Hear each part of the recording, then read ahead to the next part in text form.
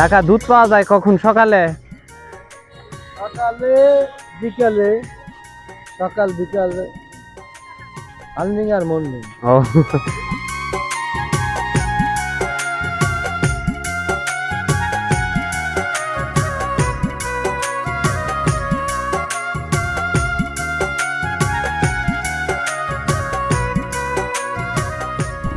মামা, এই কস্তুরি গরু খায়? হ্যাঁ, কোনো অসুবিধা হয় না এই কস্তুরি খাইলে গরুর? না ওরকম ওরকম কিছু হয় না, তাই না? দেখুন একবার অবস্থা।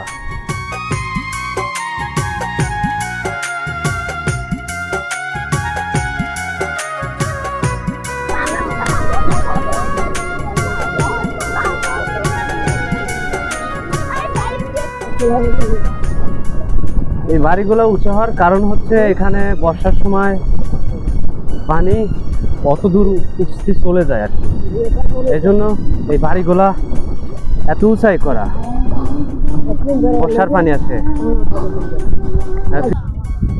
এই রেশমবাড়ি গ্রামের যে একটা বাড়ি, দেখেন কি অবস্থা এই বাড়িটা। এইখান দিয়ে সিঁড়ি বেয়ে উঠতে হবে, কত উঁচা এই বাড়িটা। একটু ওঠার চেষ্টা করি আর কি।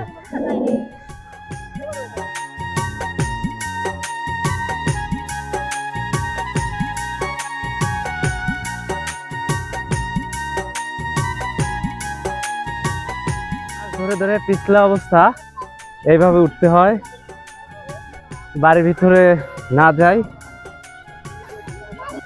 আচ্ছা, এটা হচ্ছে দুধের যে লহর, সেটা হচ্ছে রেশমবাড়ির গ্রামটা। এই দেখেন নৌকাতে দুধের যতগুলা ইয়ে রাখছে, এগুলা খালি মনে হয় না। টাকা দুধ পাওয়া যায় কখন? সকালে? সকালে বিকালে, সকাল বিকালে, আর্নিং আর মর্নিং। ও, এই দুই সময় দুধ পাওয়া যায় না? হ্যাঁ। আচ্ছা, ঠিক আছে।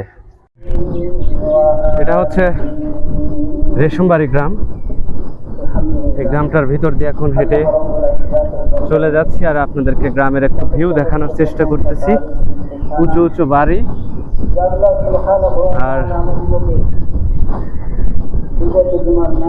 এই খেরের পালাগুলা উঁচায় রাখার কারণ হচ্ছে প্রচুর যখন বর্ষা হয়, সেই বর্ষাগুলোতে আপনার পানি এত দূর পর্যন্ত উঠে যায়, এবং গবাদি পশু পাখিকে খাওয়ানোর জন্য এই পালাগুলা সচরাচর উঁচাতে দিয়ে রাখে আর কি। আর এটা হচ্ছে মসজিদ, আজকে জুমার দিন খুতবা পাঠ করা হচ্ছে। দেখুন ঘাস লাগাইছে কোথায়, সবগুলা বাড়ি এরকম উঁচু উঁচু।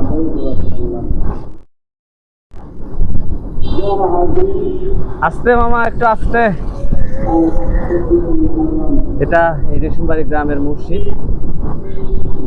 একটু উপরে যাই।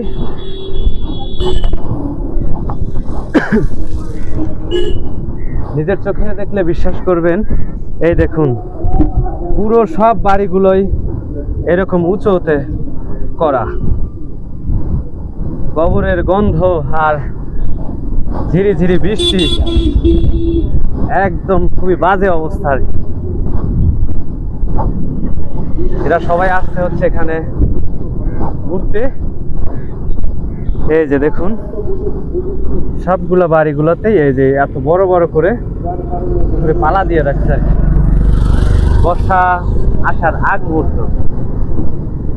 আর এই গরুগুলা কিছুদিন আগে এই চড়ার ভিতরে খাইতো, এখন পানি আসার কারণে এগুলো বাড়িতে চলে আসছে। এই যে দেখুন গরুর অবস্থা, খুবই কষ্টকর জীবনযাপন এনাদের। এখানে বসবাস যারা করে তাদের জীবনযাত্রা খুবই কঠিন, কারণ 6টা মাস থাকে আপনার, 6টা মাস এই চড়ার ভিতরে থাকে, রোদ বৃষ্টি ঝড় সব ওই জায়গায়, আবার তারপরে বর্ষা আসলে এই গরুগুলা এখানে উঠে পড়ে বাড়িতে। আর ওই যে খেরগুলা রাখা চোখলা খাবে। এই যে গরুর ফার্মগুলো একদম রাস্তার সাথেই, দেখুন একবার অবস্থা।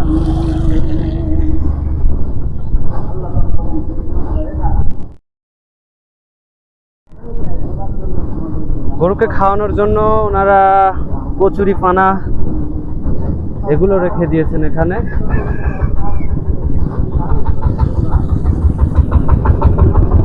একদম বৃষ্টিতে পুরো রাস্তাটা একদম কাদা যুক্ত, খুবই খারাপ অবস্থা।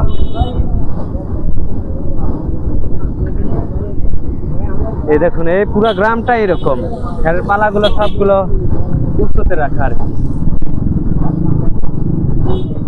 আমি হাঁটছি এই গ্রামের মাঝখান দিয়েই। এই পাশটা দেখুন, ওটা হচ্ছে রেশমবাড়ি গ্রামের দোতলা স্কুল। এখানে সচরাচর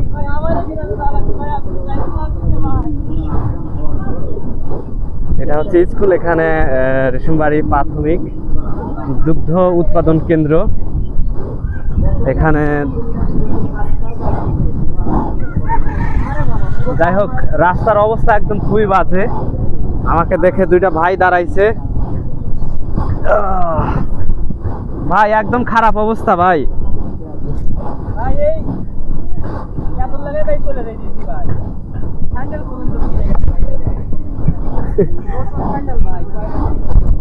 তো কি অবস্থা? আমাকে দেখে দাঁড়ানোর উদ্দেশ্য কি যেন বলতে চাইলেন আর ভাই আপনার দালাকে ভাই মূলত আমাদের ভাই, তোমাদের গ্রামটা কোনটা? ধুলিয়া চর চর আছে ধুলিয়া আগাবাড়ির ওই পাশে। বাগাবাড়ির ওই পাশে ভাই এইখানে তো আপনার যাওয়া যাচ্ছে আমাদের ওইদিকে মানে কোনো অবস্থাই নাই। বৃষ্টি হলে এমন কাদা হয়। আচ্ছা যাবো একদিন। আমার নবাবটি আচ্ছা আসলে বৃষ্টি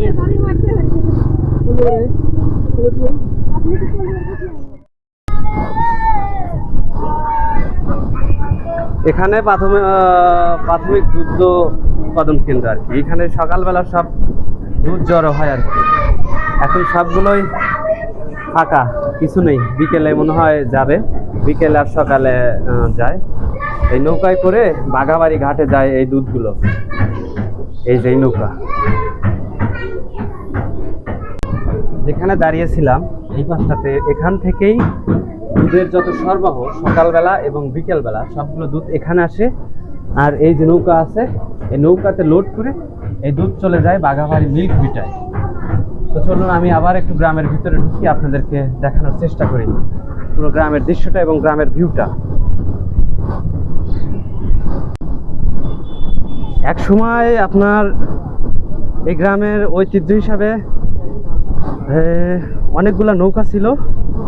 সে নৌকার কিছুটা অংশ এখানে রাখা আছে, আর কিছুটা অংশ ভেঙে ফেলা হচ্ছে নতুন করে গড়বে বলে। এই যে গলই টলি সব কিছু ছাড়াই ফেলাইছে, নতুন করে এখানে আবার জোড়া দিচ্ছে। সামনে বাইস হবে সেটার জন্য। এটা পুরো নৌকা। আঙ্কেল, এই নৌকার মালিকের নাম যেন কি ছিল? আপনাদের কি কিছু মনে আছে? মান্নান সাহেব। আর রেশমবাড়ি বাংলার বাঘ না? পুরান নৌকাটা মেরামত হবে না আবার বানানো হবে নতুন করে? ও আচ্ছা, ঠিক আছে ঠিক আছে ভাইয়া। তো দেখলেন এখানকার সব বাড়িগুলোই হচ্ছে আপনার উঁচু উঁচু জায়গায়, কারণ বর্ষার সময় পানির যে বেগ আর পানির যে চাপ সেটার কারণে তলিয়ে যায়, এই জন্য উঁচু আর কি। তো ফাইনালি আমি আপনাদেরকে আজকে পুরো গ্রামটা এক্সপ্লোর করে আমি ঘুরে ঘুরে দেখাইলাম। এটা হচ্ছে আমাদের উল্লাপাড়া সাজাদপুর রেশমবাড়ি একটা গ্রামের দৃশ্য পুরোপুরি দেখাইলাম। জানি আপনাদের কাছে অনেক ভালো লাগবে। যদি ভালো লেগে থাকে তাহলে আমার চ্যানেলটার পাশে থাকবেন এবং চ্যানেলটা লাইক কমেন্ট সাবস্ক্রাইব করে পাশে থাকবেন। ধন্যবাদ আপনাদেরকে সবাইকে। গ্রাম থেকে একদম বের হয়ে যাচ্ছি, এটাই গ্রামের শেষ অবস্থান আর কি। এই পাশটাতে আবার একটা পুরো চড়া।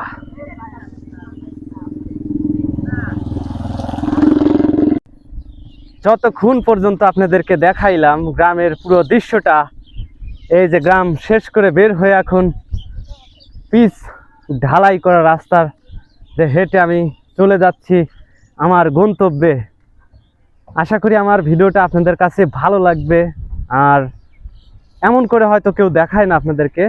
এমন ভিডিও পেতে চাইলে আমার চ্যানেলটা সবাই সাবস্ক্রাইব করে রাখবেন, পাশে থাকবেন। ধন্যবাদ আপনাদেরকে।